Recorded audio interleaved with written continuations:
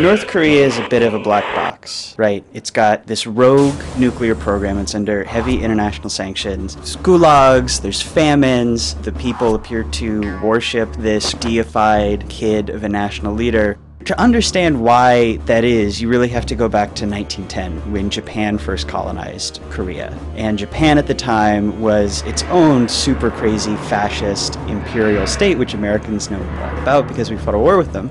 Japan wanted to convince Koreans that they were a subset of the Japanese race and to rally them to the imperial cause. And then Japan collapsed in 1945, the North came under Soviet occupation, but the ideology stayed there.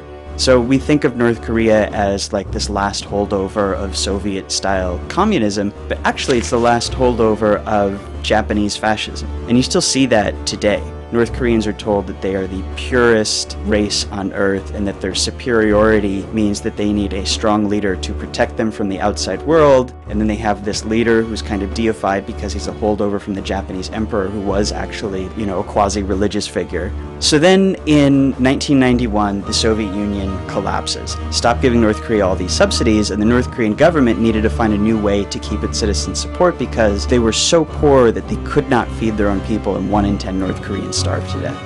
So that's when Kim Jong-il, who was the leader at the time, came up with the Sungun policy, military first, which is this big lie they tell the country that they're constantly at this low-boil war with the entire outside world, especially the American imperialist dogs, so you have to give up everything towards the military cause. It's really effective. Everybody buys into it. There's studies that show that even North Koreans who leave the country and see how poor North Korea is, most of them actually come back willingly.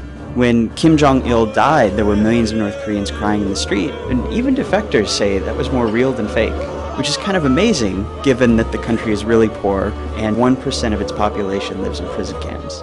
And then one effect of this that works really well in the North Korean government's favor is that this militarism also distracts the US and the rest of the outside world. So we're so worried about their nuclear program and their crazy attacks on South Korea that we actually don't bother that much with the way they treat their own people who are the real victims of the North Korean system.